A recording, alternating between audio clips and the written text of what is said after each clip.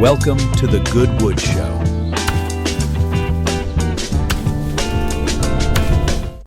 Welcome everyone to another episode of the Goodwood Show, and today we have Daniel from Nomu. Thank you so much for coming, for joining us for a conversation today. Hey Victor, pleasure being here. Before we go to actually what your project is, let's talk a little bit about you and your past. How did you end up in crypto and more specifically in Solana? So I think you and I, we roughly started at the same time. I'm 2018 class as well, same as kind of you, both like the top. Came in for the greed, then stayed for the philosophy of it. The truth is that back in the day, in those years, it was the first time that CBDCs were becoming a thing and entering the public discussion. So for those who don't know, CBDCs meaning central bank digital currencies, the idea of a digital euro, digital pound, digital dollar. And I always thought that was very dystopic and had loads of risks carried with it. And so I tried to, from the European Central Bank, to create a project that would allow for the preserving of privacy and what I consider basic human rights in the age of digital euro. That failed miserably and didn't go very far with it, unfortunately. But that led me to SwissBorg, which is one of the biggest regulated exchanges in Europe, essentially like a Coinbase, but on a smaller scale, European scale, analog to Bitpanda. And there I headed their product for about a few years with some really cool stuff. It's an amazing team. And what's really cool about SwissBorg is that unlike other sexes, they actually don't have their own order books. They aggregate Solana liquidity directly into their platform. And so that's how that led me to Solana more and more. And then we did a launchpad for SwissBorg that was called Borgpad, that was on Solana. And now more recently, Nomu, which comes out of Solana trenches as well. So it's been a progressive story from greed to philosophical alignment, and here we are. And but why did you leave SwissBorg? Was optional, or you let go, or something? No, it was just a natural progression. So once I did the products, then the opportunity came about to be the co-founder of the launchpad Borgpad, and so I co-founded that with SwissBorg's co-founder Anthony.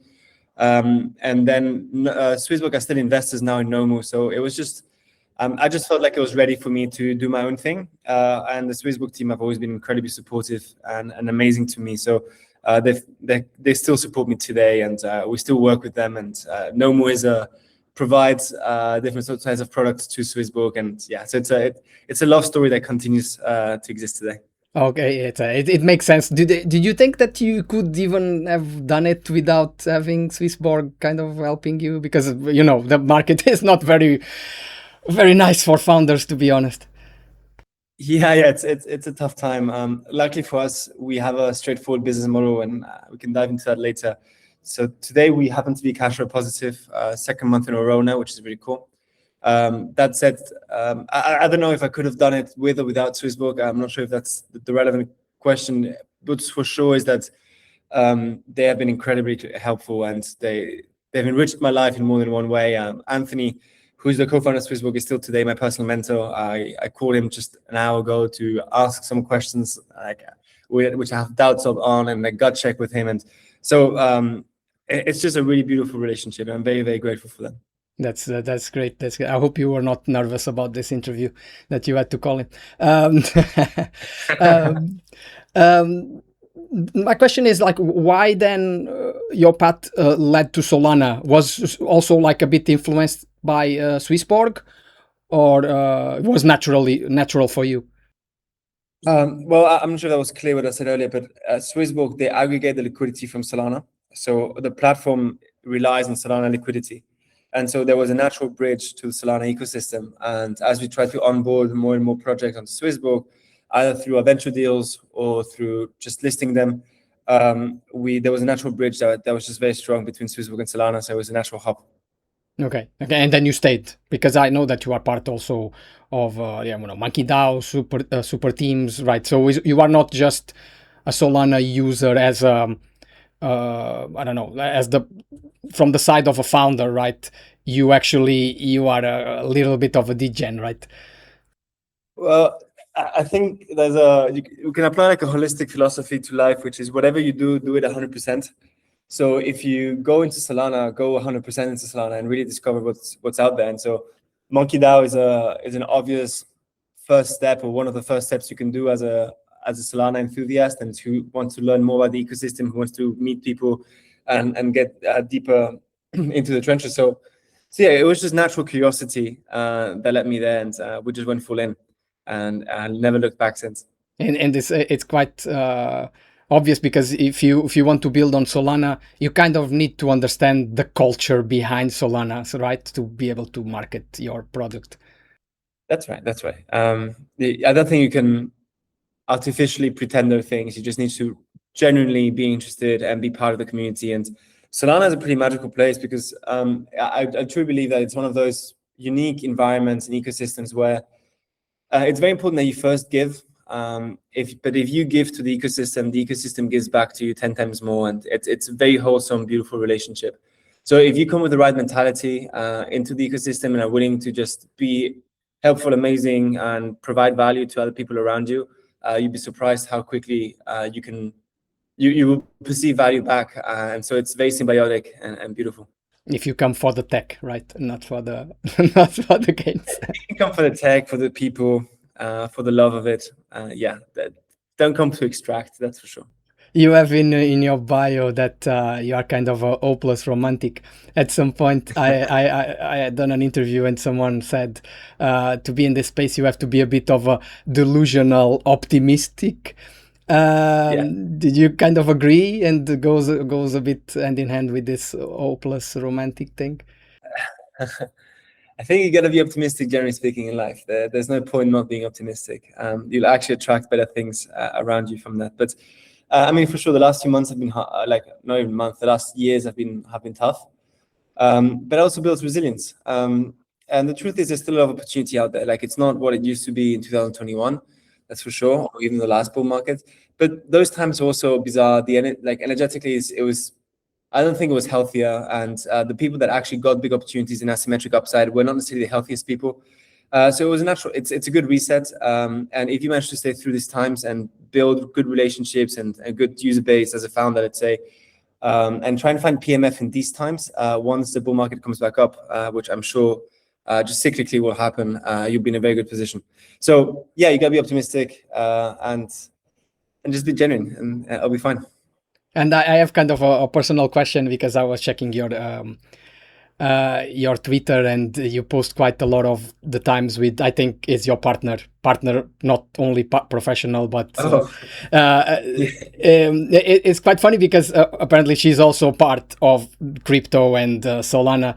So how much of that are being part of this culture did help you as well, or make, I don't know, guide you through the Nomu project? Yeah, a big shout out to my best friend and love of my life, Lenny. She's a sweetheart. Her story, it's actually a fascinating story. You should have her on the podcast one day yourself. So she was 7 years at BlackRock, at the New York office, doing corporate strategy for them, which is pretty crazy, because I think it's the most tedious internal team, because essentially it's the team that allocates the global strategy for BlackRock across all fields that they have. The boring stuff with a lot of money. I mean, you control the whole corporate strategy of and the budget allocation for the next few years. So they do like temporary reviews, and they bring McKinsey, and it's like a huge undertaking.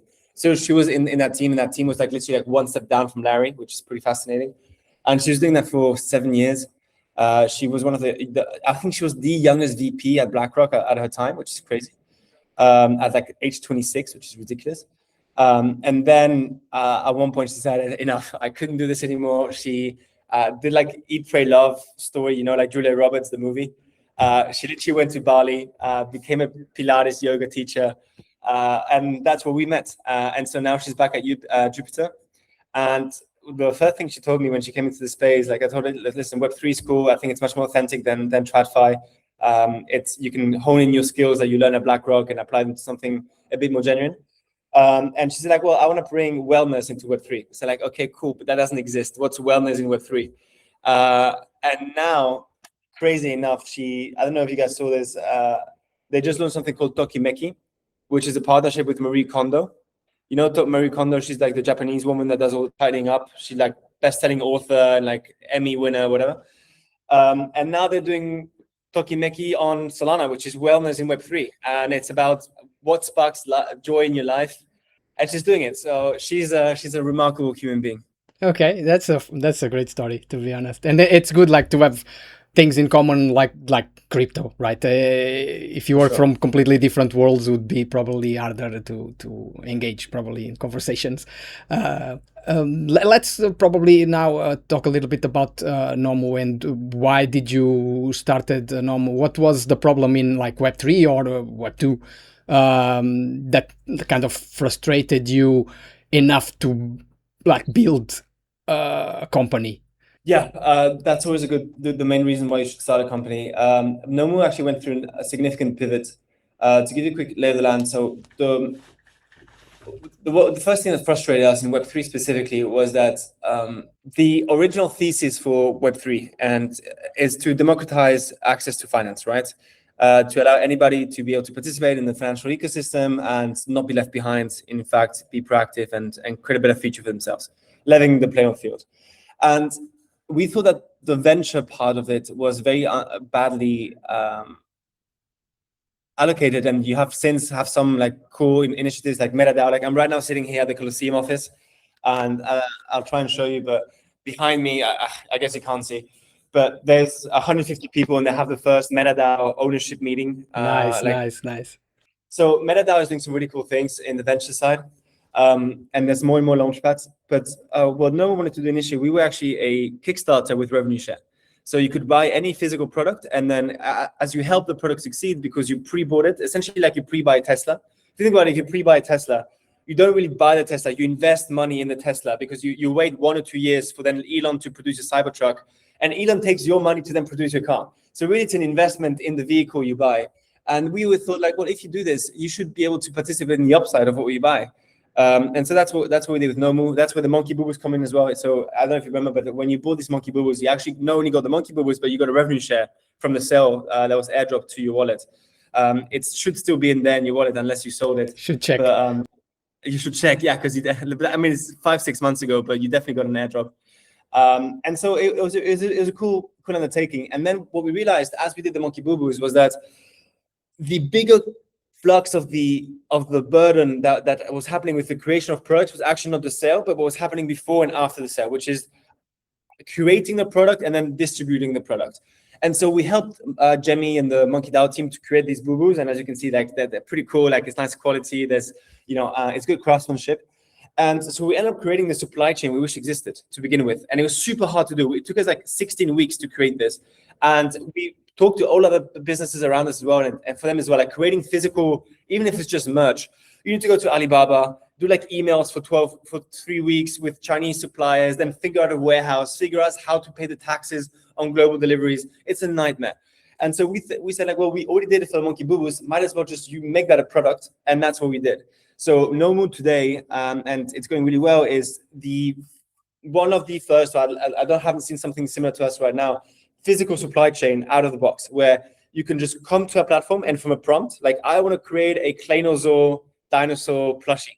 And we find the right suppliers for you. We do the sampling, we put in, there's warehouse, you can just plug into the packaging. It's all done for you in a very seamless way. And so it's the simplest way to create and distribute a physical product in the world. And it's all done with an agentic workflows underneath. And so it makes it very scalable for us. It makes it very fast for the user. And so that's what Nomu is today.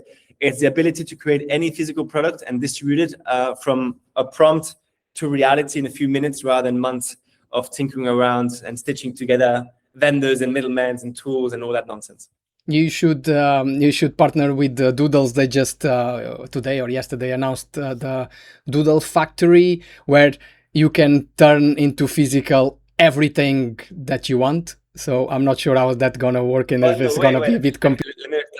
That's awesome. Let me look this up. Doodle Factory. Yeah, you should. They put it on their X. Yeah, it's quite. It doesn't have much information. It's just the tweet, and then there's some little video. But I assume there's something similar to what you guys are kind of delivering. Yeah, that's pretty cool. Yeah, I mean that's where the world is going to. It makes a lot of sense to try and do this. Yeah. For sure. And from what I understand, you are not Web3 keeping, right? You can work for every company in the world, right? Because everyone may have this issue. That's right. So we started in Solana in Web3 because that's our home and that's where we come from. But and right now we are on track to do roughly half of Breakpoint merch for next year, which is pretty cool. But as you say, clearly, we're not strictly speaking a Web3 company. There's some Web3 elements that are within our stack that are cool. For instance, we build storefronts as well for you as part of this package. And the storefronts, they can be wallet-based, which is really cool. Because when the storefronts are wallet-based, that means that we can read the whole Solana blockchain and you can determine any kind of commercial perk based on on-chain criteria. Let's say you create your own Monkey Booboos and you want to attract mad lads. And you can say, if you hold a mad lads, you get 50% discount on my store. And there doesn't need to be any programmatic. You don't need to whitelist anybody. Just when a person connects with their wallet and that wallet has a mad lads, they automatically get allocated the discount or the early access or the free shipping, whatever you decide. And so we can do some really cool stuff like that. But as you say, clearly the idea is to go beyond Web3. And so right now we're speaking to the first big Web2 companies, and hopefully we're able to lean out the supply chain for big Web2 companies very soon. And that would be the really cool case where Nomu becomes a very big company if we manage to do that. That's good. I'm excited for that. And the issue, I remember back in 2021 and 22, if you are around, you remember as well, was very hard. Everyone wanted to do merch. There was some interest from NFT projects and stuff, but was so hard. The hurdle was so high. That was so steep, like because of the shipping costs, because everyone in crypto is from one corner of the world, right? Yeah. And like the shipping costs were so high that was not worth it. Do you think that is getting better, or how much that is your selling point? Listen, shipping is a son of a gun, especially now with tariffs. Like even now, just 2 days ago, they introduced a new thing that's called a CGG certification, which if you're not importing to the US, you need to go through some extra certification at customs. It just adds a lot of hurdles. Petrol prices are really high. There's barriers everywhere. The idea of globalization definitely is taking a step back, which is okay. That's kind of it makes our case because we have a global distribution system that you ready to plug into. So it really helps our business case in a sense, because what Nomu can offer out of the box is a warehouse in China, a warehouse in Europe, a warehouse in the US that automatically picks and packs things for you. So depending on what your strategy is and where your customers are, instead of you having to contact all the different warehouses, pay like a lump sum, deal with them, have invoices from them, like it all just happens on Nomu and it's seamless. You can just literally on a button be like, add warehouse in China, add warehouse in Germany, and that's it. And all of a sudden your products just get there. And when an order happens on your store, it directly connects to the warehouse, they pick and pack it, it's sent over, and you no longer have to deal with any of the operations. So in a way, it's cool. It really helps us. But that said, shipping is expensive. And there's nothing we can do about it, strictly speaking. Unfortunately, we can't reinvent the laws of physics and distances, but we can help our clients optimize that as much as possible and guide them as well on how to do it. The reality on e-com is that most companies eat shipping, so it's baked in within the margin of the product. So when you see free shipping, it's just because there's $12 to $20 of the product margin, the price, that are actually dedicated to the shipping that you don't see. But that's really how e-com works. And then how much is this different from like a traditional shop on Shopify? For example, my wife set up like a merch company, and she sells some t-shirts and stuff, and was quite easy, let's say. How much is Nomu different from like a Shopify? Yeah, that's an excellent question. So your wife should and keep doing the Shopify. What Nomu does is everything that comes after and before the Shopify. So we actually integrate her Shopify shop, and she can then just directly plug it into all the warehouses around the world and directly go from the platform, which is, I want to create this new product. We create it, we help her sample it, we help her produce it, like the technical specs, all of this is done for her, whatever she wants to create. It then goes into the warehouses that directly connected to a Shopify storefront. and then the customer service with it after the Shopify storefront as well. So she can just bring her Shopify storefront into Nomu, connect it all into one place, and have the whole supply chain around the storefront with us. So whether she wants to create her own storefront with us or just bring in her existing storefront, both work. And Nomu really is the glue between Shopify, Alibaba, and let's say Amazon supply chain. So it's the glue between all three of them. Instead of having 3 different accounts and trying to stitch it all together and make it work somehow, with Nomu, it's just all in one single place, and it's just the simplest way possible for your wife to do it, and she doesn't have to worry about taxes, about customer support, and from start to finish, it's all in one place. So that's kind of what we have to after. Yeah, it's a good example actually, because my wife set up. So for example, how do you guys, for example, make money? So you get a percentage of the sales, you get like an entry fee when you set up the stuff? So it depends who the client is. Right now, the predominant business model that we operate under is simply a take rate on spend. So whatever you end up spending on Nomu, on the platform, whether it's buying products or the warehousing or shipping, we just have a take rate on that. And what's really cool is that because we get to operate as a bulk, so when we negotiate with a warehouse or with a supplier, we negotiate as Nomu for this specific product. But that allows us to come in as we a big producer, because we do this for many, many companies. And so the discounts we get are actually greater than the take rate we have. So it's a win-win, because we get you to give you a more competitive pricing whilst as well making some money for ourselves so we can survive. But so it's a very seamless experience. You never even realize that something's happening. It's just baked into the pricing, and that's the biggest business model. For bigger enterprises that require like a real integration, for where we actually have an operator of Nomu working with them, that would be like a yearly deal, like an enterprise deal. But for your wife, I'd suggest to wait for the enterprise deal and just do something more simple, like the first business model. And there's of course like minimum orders, right? You cannot just order through whatever product you want. Well, or the beauty of it is that you can really order whatever. The way you gotta see us, like in Web3 terms, we essentially like a Jupiter of merch or of any physical product. So we aggregate 10,000s of manufacturers all around the world from our own network, from Alibaba for 1688, which is the Chinese version. And so if your wife tells us, I want to create, I don't know, a t-shirt, but the most important thing for me is that it needs to be organic cotton, and I don't want to create more than 50 because it's a limited edition, then we will find the best manufacturers that can do that MOQ, so that minimum order, with her requirements. And so we can really, it really is the simplest way to find the right match for manufacturing. So to give you an idea, I don't know if I can even say this because it's not official yet, but that'll be fine. We're doing like a life-size Triceratops with Jurassic Finance for Breakpoint.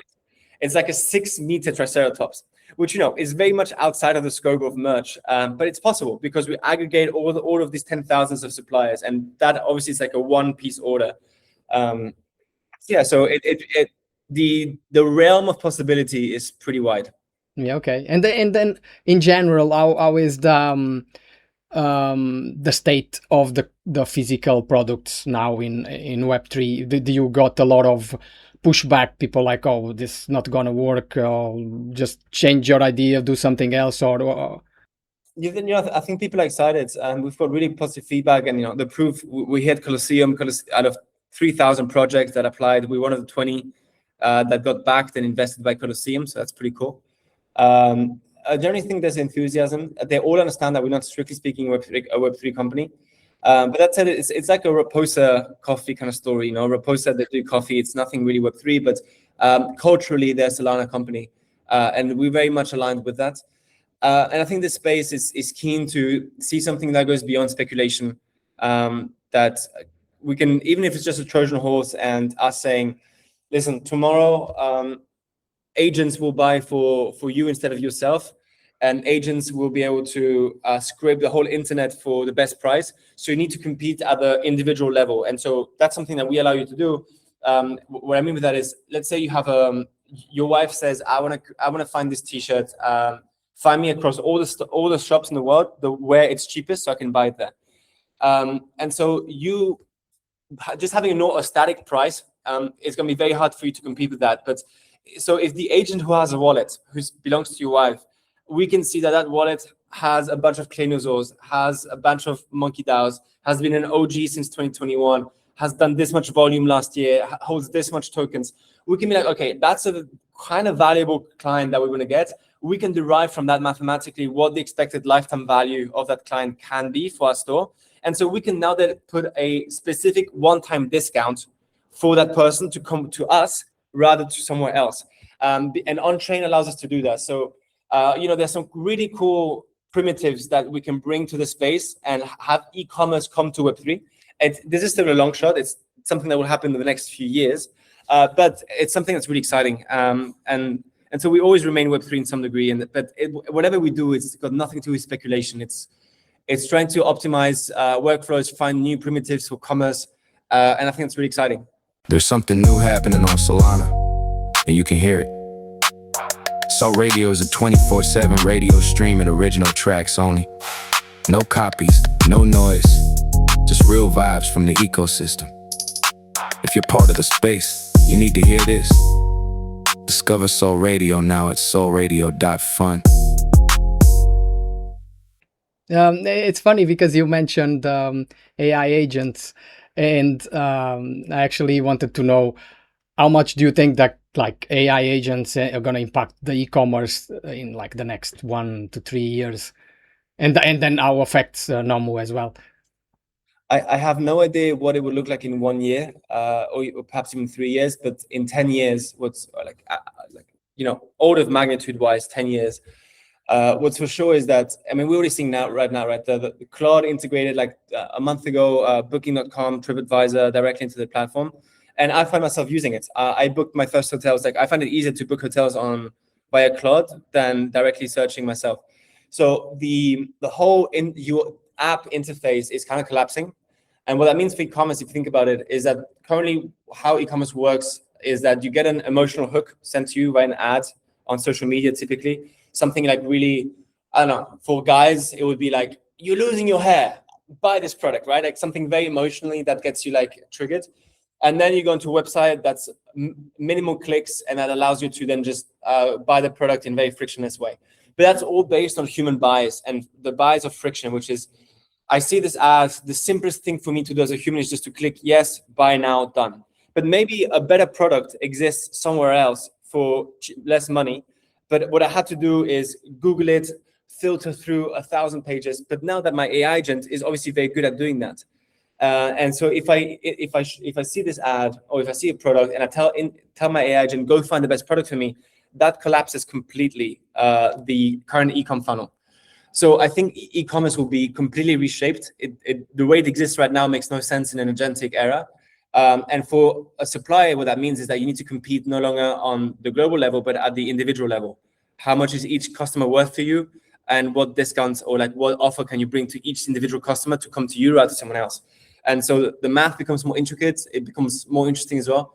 And Nomu will hopefully be at the forefront of this, enabling that kind of workflow for suppliers, for producers or brands, more generally speaking.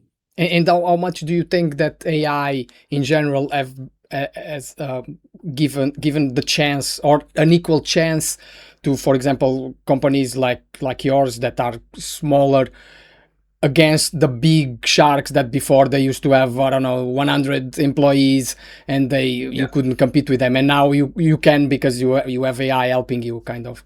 Oh yeah, it's the Wild West. I generally think there's no business in 2026 that's safe from disruption.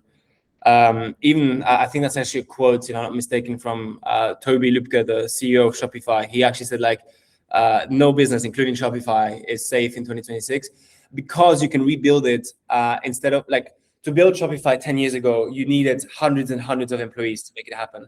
If you look at the normal stores that we built, which is we have one for Proper, which is a hyperliquid prop firm.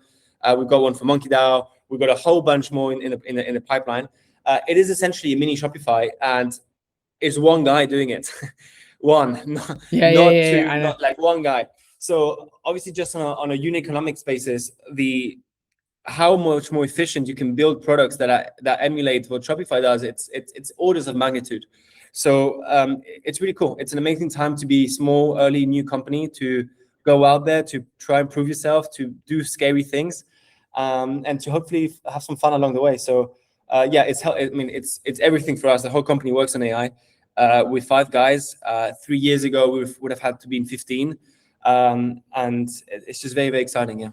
That's good. That's good. And then, do you want to speak a little bit about your Nomu token? We can make it very quick.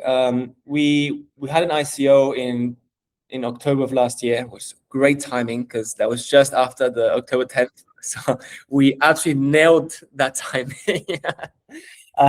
That said, the token is doing pretty well. We're still up. I think we're one of the only tokens that are active that are above ICO price. So anybody who participated in the ICO is still like net positive on the exercise, which is cool. And right now it's exciting time for us because we pivoted to more B2B business. So the token as a distribution means, which is a lot what the token is, right? A token for company is distribution, and it's a marketing product, really. That's what a token is at heart. But now that we're B2B company, it doesn't make that much more sense to have it as a distribution channel. So we're very excited we started the process of migrating the token towards equity. Claynosaurs, just because I see the little plushie behind, is a great example. They're doing it right now. I think it's a fantastic primitive. More and more, there's a lot of deadweight tokens that have no value whatsoever. Useless. And what you should do is align them with the underlying company. So that's kind of what we're doing it. We have different options on the table. We're discussing it right now with Colosseum. And what's cool is that what it means for token holders is that you very soon will be able to hold Nomu equity and be an equity holder as a comparison. So I'm very, very excited about that. I think it's it's really what Web3 is about. It's impossible to invest today in a Y Combinator company. But by holding the Nomu token, you are investing in a Colosseum-backed company at its earliest possible stage. And that's what Web3 is really all about. It's democratizing finance, in this case, democratizing venture finance. And we want to create that primitive and allow our community that supported us from day one to win with us on the long term. So details TBD. There's a lot of legal and security hurdles that we need to jump through. But we're currently on it, and hopefully we'll be able to announce something very soon. So non-financial advice, don't do your own research, whatever you want. It doesn't really matter either. But for those who are token holders, what's really cool is that very soon, hopefully, they'll be able to be much more than that. And it's funny because from my interviews, I get a lot of founders and they tell me when you release a token, you kind of shift your attention from the actual business to the token, because the token part takes so much time and energy from the token holders and stuff that at some point you actually stop running your business and focus too much on that. Do you think that is something, or is? I think as a founder, you should think very long and hard before launching a token. It can be a big distraction for sure. Especially if you're not a token first company. I don't know, if you take companies in Solana or who are the store value, right? They're trying to do Bitcoin on Solana kind of thing. They are a token company. The product is the token, and that's fine. If you're an early venture and you're trying to launch a token, that's cool. I think the best thing you can do is just be very clear from the beginning to your holder base, which is what we've done. I was running a launchpad before, so a lot of the mechanics were kind of innately acquired already. I knew what had to be done. And so it didn't take too much time in that sense. And with our community, they've been amazing because, as I said, we launched in October and it's been pure bear market since. And they've held strong. So that's why the token price is still above ICO price. And B, they understand that short-term volatility is not reflective of the company value. And each one of them, I don't think there's many people that bought that token to sell it within 3 weeks. People were here for the long term. And so it's our duty as well to kind of align them with that long term into, in this case, equity. But yeah, it's definitely, as a founder, a good test of character. You essentially become a public company founder on day one, but don't have zero of the expertise and the counsel around you like a big CEO would, a Fortune 500 company. It's just you and your couple of friends building. So it's character building. If you get through it, I think it's good, but I would wait for sure in most cases before launching a token. Since you are there in the Colosseum, is there any advice and your experience, right? You've been here for a long time as a founder. Any advice for new founders? Any lessons from hackathons and Yeah, sure. I mean, we're lucky. We won Colosseum twice in a row. So we won this one and then Cypherpunk before that. And this time we also got invested by Colosseum, which is really cool. Colosseum is, I mean, first of all, if you're building on Solana and adjacent to Solana, participate in Colosseum. It would be ridiculous not to do it. It's an amazing way, at the worst case, to prove yourself against others and to see where you're at. And to if you happen to operate under delusion, which as a founder, it's relatively easy to have like it's called founder psychosis, right? Where you're so convinced of something that actually no one wants. It's a great way to test yourself. And the sooner and the more often you can test yourself against the market, the better founder you will become, the better product you will create. So it's great no matter what. And then if your aim is to win, which should be the case as a founder, then the good news about the thing about our Colosseum is that it's very hard, and at the same time, it's not that hard to win.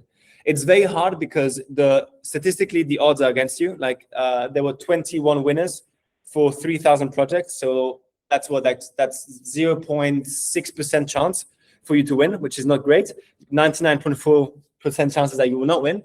But out of those 3,000 projects, what's really cool about the Colosseum Hackathon is that it's very transparent. First of all, just learn the rules, what needs to be done. There's weekly videos that need to be done. Learn how good pitch works. Learn all the small things that most projects will not do because they just do it the bare minimum. Do the absolute maximum you can do.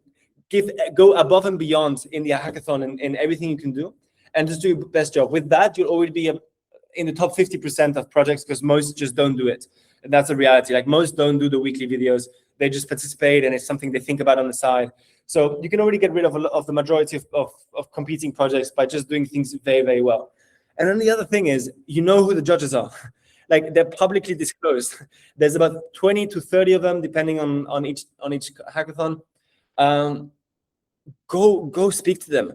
Like on Solana, the ecosystem is not that big. It seems big, it's not that big. If you can't find an intro to the judges via Telegram, via a friend of a friend that gives you an intro, you're not trying hard enough. Get out of your comfort zone, get out of your, I don't know anybody.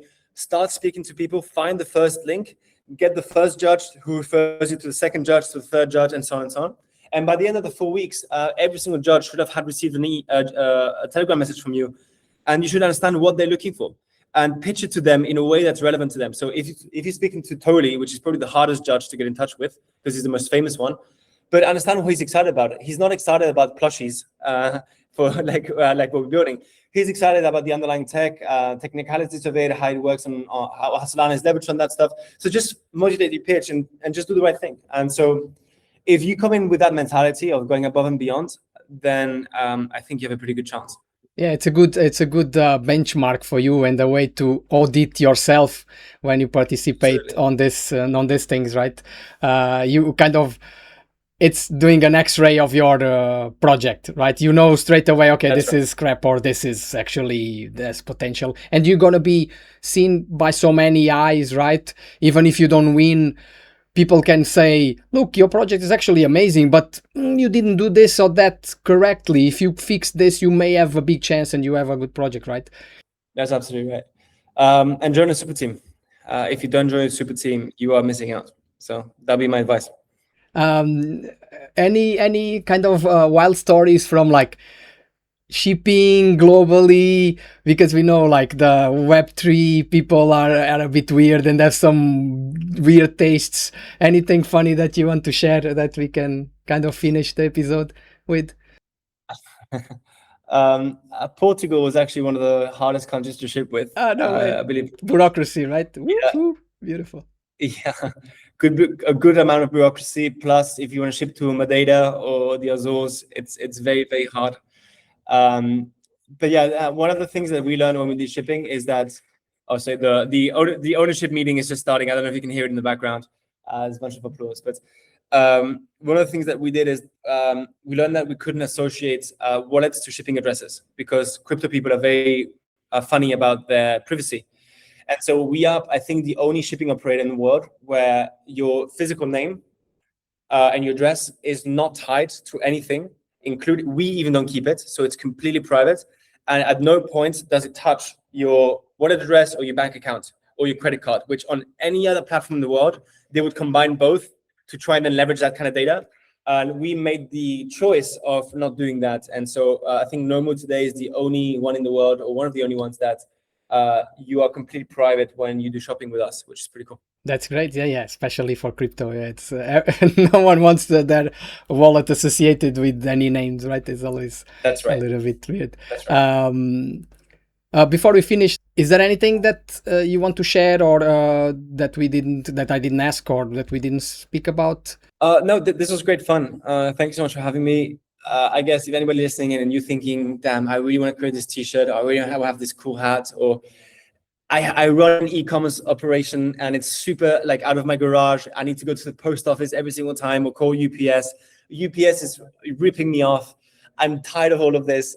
Come speak to me. We'll help you very gladly, and we'll create some beautiful products together. That's what we're all about. Oh, that's great. I actually have some traits from Mindful that I would love to make them real life merch. So I may use your skills for sure. Fantastic. Daniel, thank you so much. Thank you so much. Thank you, Vito, for coming. Thank you.